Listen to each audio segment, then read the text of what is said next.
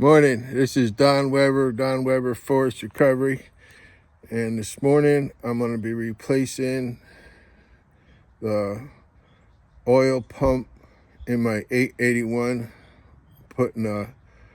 going from a stock oil pump to the upgraded heavy duty. So let me show you what I'm going to do. So first of all, there's the box it came in, part number.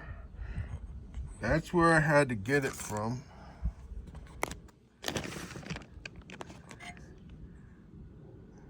Out Bush man from Australia. First time I ever ordered anything from overseas. Felt a little weird, but turned out fine. Paid for it through PayPal. Took 3 weeks to get it, no problem. So there it is. It's original Stihl, and it goes from a 1.1 stroke to a 1.6. I don't know how much that means in fluid ounces. Well, they would use cc's. Anyway, so there's the saw. I'm going to take it, blow it off.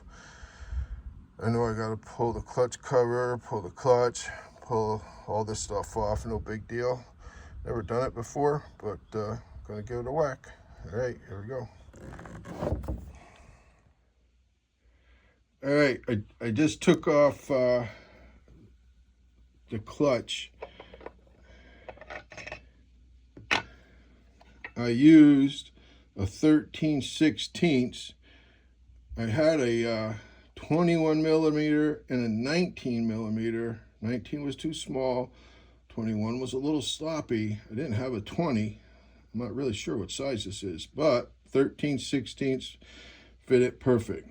So I just popped it off with an impact, and I know there's people that says that's not the way to do it. That's the way I did it. All right, so I'm gonna take out this big old washer thing, and notice that way is up. Now it's down, and so I'm gonna pull out the worm gear and clean this up, and I'll be back. All right, I went just a little further than I was planning on. I'm not really sure that I needed to take my brake out to do this job, but I've always wanted to know how to service my brake. So I jumped on YouTube. So I took out this piece, pretty easy. And again, by watching YouTube, I learned how to position this, which was holding one end of this brake spring, and then the other end just goes in there and is held in with a torque. So that was pretty easy, really. I don't claim to be a chainsaw mechanic, and this is definitely not one of those how-to videos.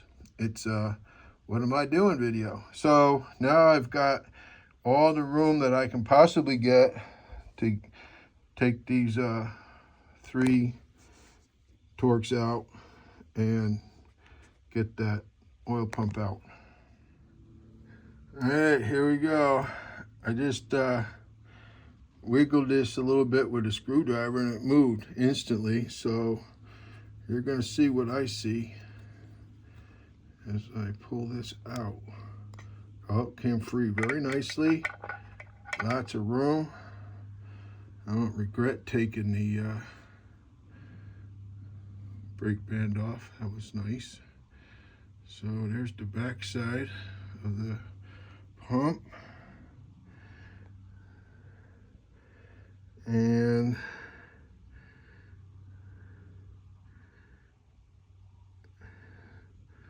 what I'm looking for is I only see one O-ring, and I wish I'd have bought a new one of those. But so let me scope out what I got here. One thing I forgot to mention was when I was cleaning this up with carburetor cleaner, I did not spray down into this seal around the crank, and the hole for adjusting your oil pump was a perfect drain. So it drained out real nice. It cleaned up pretty good, just with carburetor cleaner. And but I was real careful not to get any around the seal. All right, let me examine stuff and we'll get back.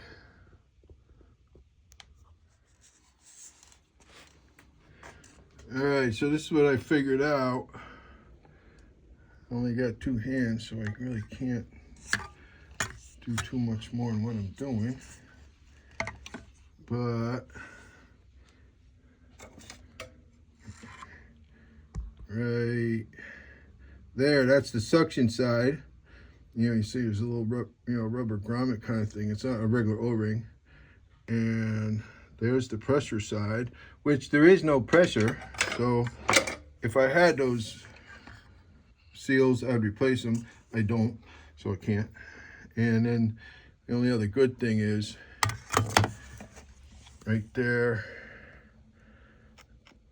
that's the suction side, and that's tapered. So I'm not going to put silicone on it or nothing, man. I'm just going to put the new pump in there as is. And these things always leak a little bit, it seems like, but I'm going to go with it. All right. Till we come back. Goodbye. All right, there you go. New pump just fell right in place, and put the 3 screws back in it. And I'll put the brake back in. If I can show you that going in, I will. If not, I don't know if I can. Bye. All right, so that was pretty easy. That little twisty turny to put that in there. And, now I just got to work this band down in there a little bit. And, that end's already in place. So I just compressed it, and I think it's going to go in there in a piece of cake. So nothing to be afraid of. I'm just trying to avoid taking my chainsaw to the Stihl dealer in a basket because I messed up, but it's no big deal. All right, I got the brake back in there. I did have to trip the brake on it, like if you had kickback or something, make this part go forward to make the spring loose. And then I reset it, and then I put my clutch drum in there just to make sure everything is fitting right. I got the bearing in there already. And so we're going back together. All right, I put the worm gear back in there. Back out and show you. So I put just a little bit of grease on the, I'll call it threads there, and just a thin coating on the, there's a brass bushing on the inside. The saw doesn't have a ton of time on it, so everything's in pretty good shape. And so I got that worm gear down in there. Then this piece goes back in there. And then the clutch. So making progress. So one thing about this video, this job, I've always wanted to pull my clutch to inspect it. When I pull my clutch drum and clean it and lube the needle bearings, I would spray some carburetor cleaner in here, but it's the first time I've actually pulled the clutch, and it's in super shape. Again, this thing doesn't have a ton of time on it. It's a few years old, but not a ton of time. So let me get this on there, and we'll keep on going. All right, so I did it off camera. I took this off with an impact, battery-powered impact. I put it back on, and I let that impact hammer 2 times. Don't recommend it. I can't recommend it, but that's what I did. All right, so if you were going to do it the right way, you can find out how to do it the right way, going through the spark plug hole and blah blah blah. I certainly didn't over tighten it, and it's just going to get tighter with when you use it, it'll tighten it up. So that's what I did. There it is, almost all back together. The only question I got, if anybody knows about it or not, when I took this apart, this was full of oil, and it just almost, see how it's got a little channel right there? If anybody knows what that's about, it looks like some kind of a second way of oiling this thing. This is for the bar up here, but what's this about? Puts a little bit of oil down in the tensioner. What's it do?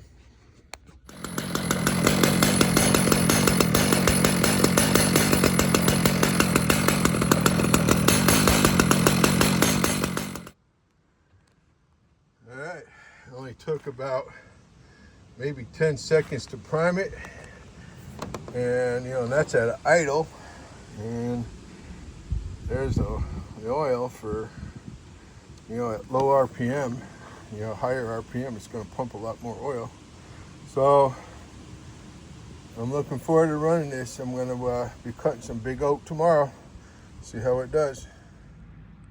All right, there's the first cut with my new oiler.